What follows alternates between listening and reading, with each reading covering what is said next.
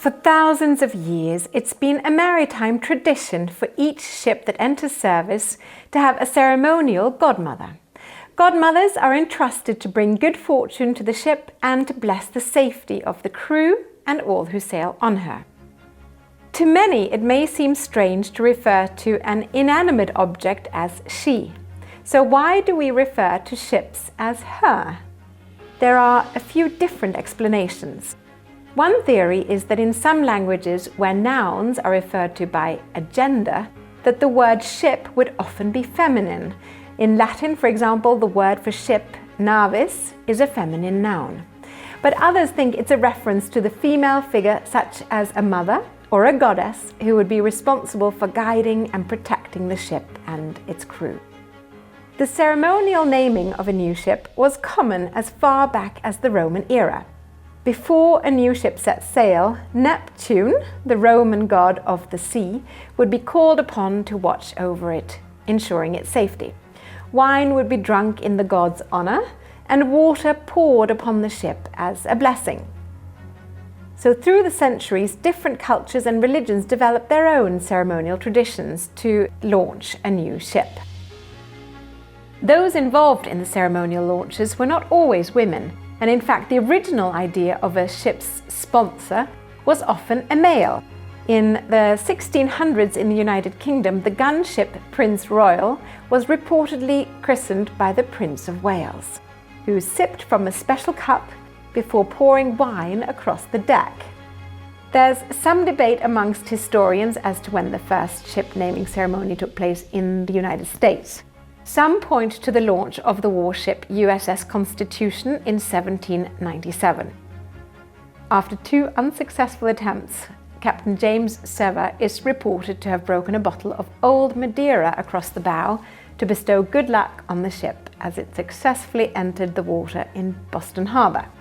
The first record of a female ship sponsor in the United States dates from the early 1800s. Since then, it's become increasingly popular for naval and passenger ships to choose a female godmother. Good fortune and safe passage have been bestowed on ships by notable women all around the world. The main duty of a godmother is to bless the ship, bestowing good luck and ensuring the safe passage of all who sail on her. Godmothers also traditionally smash a bottle of champagne against the ship's bow to formally christen her before her inaugural sailing. However, any liquid can be used, and historically ships have been christened with river and seawater, as well as brandy, Madeira, wine and cider. Queen Elizabeth II christened the Royal Navy's HMS Queen Elizabeth with a bottle of Scotch whisky to reflect the Scottish shipyards where she'd been built. At Viking, some of our river ships have been christened with champagne, but more recently we've used aquavit, Norway's national drink, and a reflection of our Norwegian heritage. So aquavit translates into English as the water of life, which we consider the perfect spirit with which to officially welcome new ships into our fleet. My grandmother, Mamsen, grew up in the Norwegian county of Oppland, where the aquavit called Gammel Oppland is produced. This was her aquavit brand of choice, if she ever had a tipple, which she rarely did, but if she did, it would have been Gammel Oppland. So when welcoming a new ship to our fleet, we use Gammel Oppland to honor my grandmother's memory, whilst also celebrating our future, of course.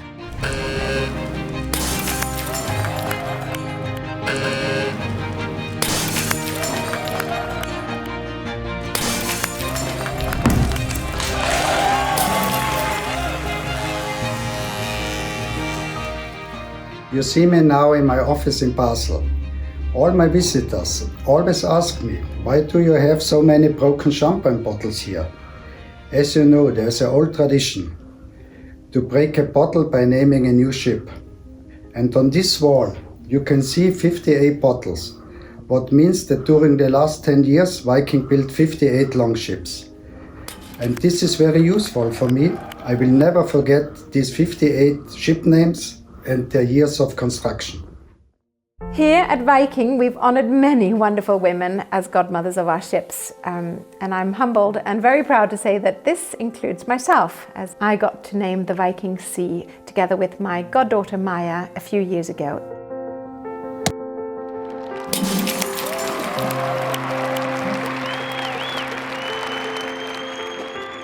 Our godmothers are chosen for lots of different reasons, but they all mean something very special to our Viking family. From scientists to musicians, long-serving colleagues, travel agents, nautical and engineering partners, and representatives from cultural institutions, other artists. All of our Viking godmothers have played an important role in maintaining maritime tradition and wishing all new Viking ships safe sailing. I name you Viking.TV. May God bless you and all who sail with you. May your passengers and crew always be safe, and may you always have a hand's width of water beneath your keel. So let's now hear from some of our remarkable godmothers. Our 2 expedition ships are named for important stars in celestial navigation. The Viking Octantis for the southern star Sigma Octantis, and the Viking Polaris after the North Star Polaris. Their godmothers were chosen for their achievements in the polar regions of those same hemispheres. Liv Arnesen, godmother to the Viking Octantis, was the first woman to ski solo to the South Pole. Anne Bancroft, godmother to the Viking Polaris, was the first woman to the North Pole by sled and foot. And together in 2001, Liv and Anne became the first women in history to ski across Antarctica. 2 true explorers, venturing to parts of the world few are ever privileged to see. We are so very honoured to have Liv and Anne as part of the Viking family as our Viking expedition ship's godmothers. Well, being named a godmother for Viking is a little heady experience. It's a tremendous honor, I have to say. Getting to know Karin and Torstein and the Viking family, I think it's fantastic. It's everyone that we've met within Viking and their sense of pride, which, is just exuded. It's contagious. It feels as that it's an honor to be included in that family. Hello, I'm Debbie Wiseman. My friendship with Viking goes back to 2016, when I was conducting one of my pieces at the Classic FM live concert at the Royal Albert Hall in London. The concert was sponsored by Viking. Karina and lots of the Viking team were there in the audience, and subsequently, Viking asked me to write new signature music for them. The result was Den Reisende, The Traveller, which we recorded at Abbey Road Studios in April 2017, and which is now, I'm thrilled to say, firmly established as Viking's theme music. I've had so many wonderful times with the Viking family since then, but the pinnacle was definitely being given the honour of becoming godmother to the river ship Viking Herria. What an amazing day that was. It's a memory I'll cherish forever. Christening the ship with champagne, I felt like the Queen. Welcome to the drawing room here at Highclere Castle, or is it of course Downton Abbey. I've even got not 1 but 2 Labradors with me, both of which have such a special connection to Viking.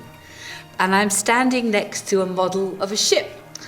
And I am so honoured. I've been asked by Torstein and Karina Hagen to be godmother to the latest Viking ocean ship. It's the Viking Mars. So I think once more we are sailing forth, hopefully into a new era, and I can't wait to travel and explore the world once more.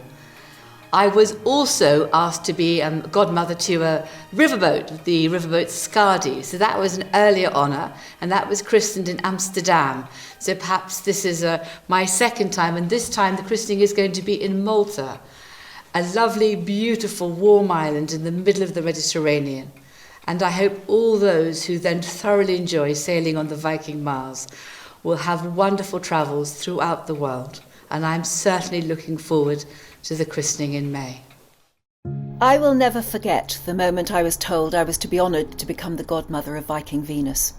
I am so lucky that it was caught on video, because it was just after I'd finished an interview on Viking.TV, and Karina told me to stay online for something special.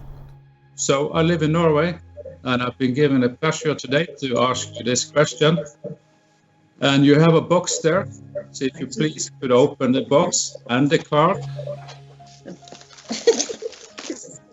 Oh, I love Christmas.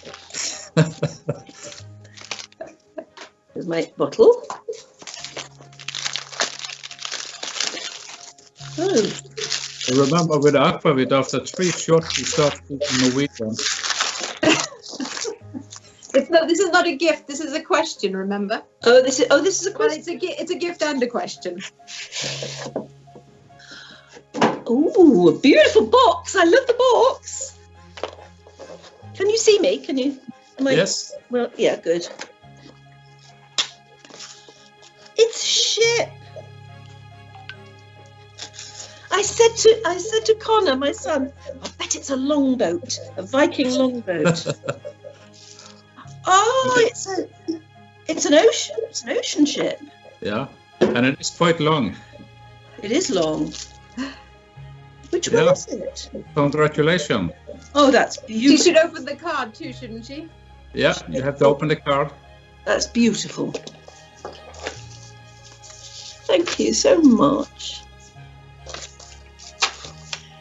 Oh, Viking traditional dress. This Thursday, we have a question for you, but no question. Well, I will ask you the question, and we would like to ask you if you would do us the honor to be the godmother of the Viking Venus in April. Oh gosh. Oh, I'd love to.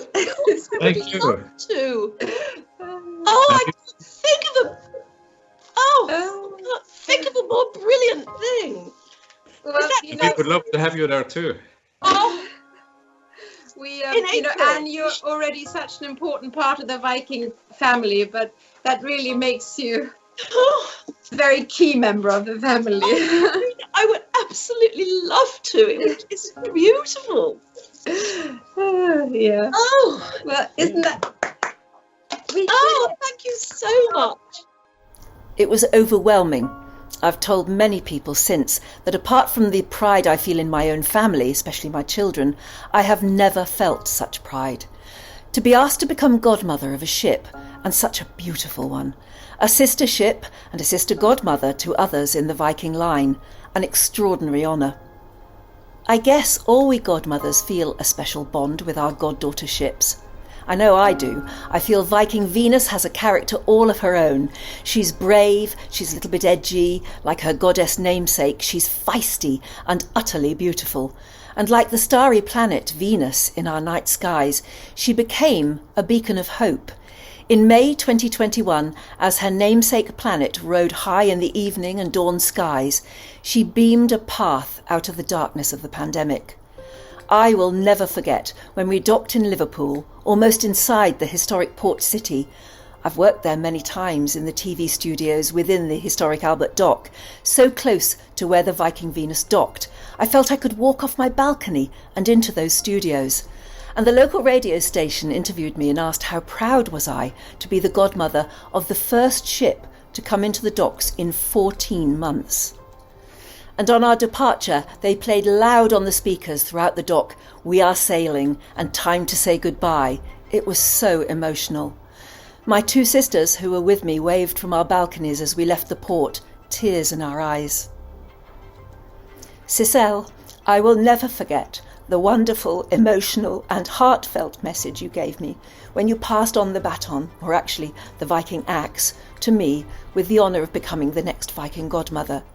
You knew then how I was feeling now, and you passed on that highly charged feeling of pride. I love you for it. Karina, how wonderful it is to call you not only friend, wonderful friend, but sister godmother. And Fiona, Lady Carnarvon, who is to be the godmother of the Viking Mars very soon. How wonderful will that be? Spectacular, I know. And Anna, the first mother in space. I can't tell you how incredibly honoured I am to feel that you are a sister godmother too, after all you've been to, all you've done. I mean, that's just amazing. I don't know what it is about godmothers. I didn't even know there were ship's godmothers until a few years ago, until I knew Viking. But now I understand there is a very ancient tradition which Viking has brought right into the 21st century. And once you're part of it, you feel its legacy and the weight of its magic. Bottom line, I am so proud to be a Viking godmother. Bottom line, I am so proud to be the godmother of the Viking Venus. Thank you, Karina, and thank you, Torstein.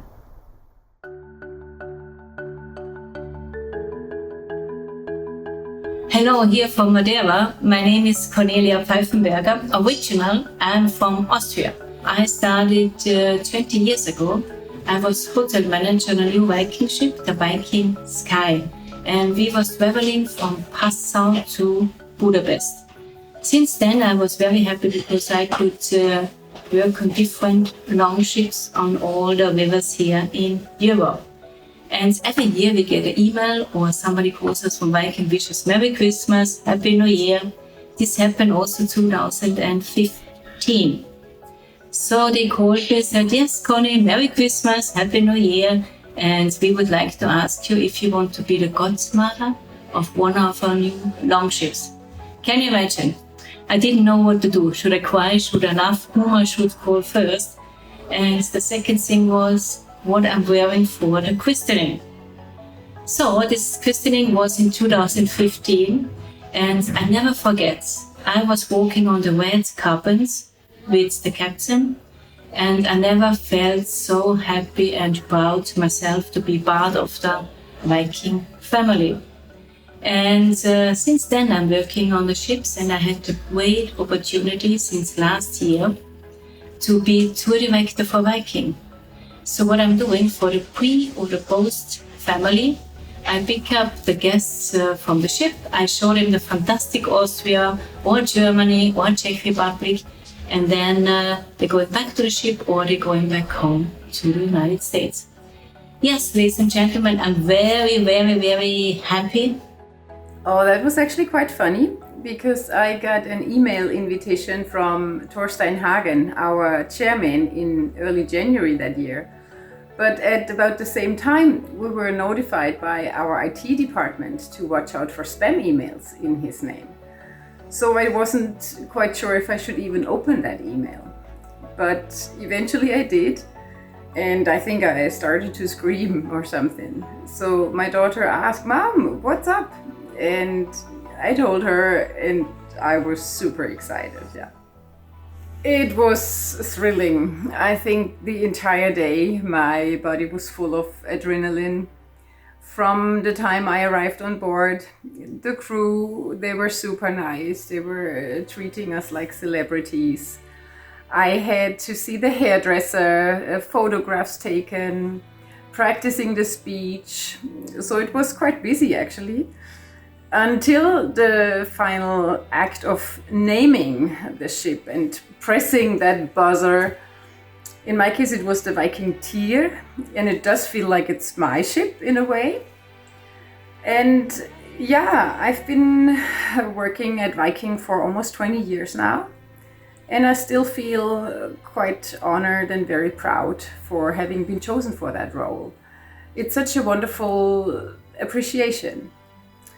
So I think it was a once-in-a-lifetime experience, and I really enjoyed every single moment of that day. The naming ceremony of a new ship is always a cause for celebration and is a proud moment for all members of the Viking family. In 2014, we set a Guinness World Record naming the largest number of new ships in one day. This year, we're looking forward to celebrating the launch of new river ships in Europe, the naming of our first expedition ship, the Viking Octantis, followed by her sister, the second expedition ship in our fleet, the Viking Polaris, and another ocean ship, the Viking Mars, followed by the Viking Neptune. And we're also inviting guests to sail on the Mississippi, on the Viking Mississippi, and our Viking Osiris on the Nile later in the summer. So we have very much to look forward to. But in the meantime, let's take a look back at some of the highlights of past naming ceremonies.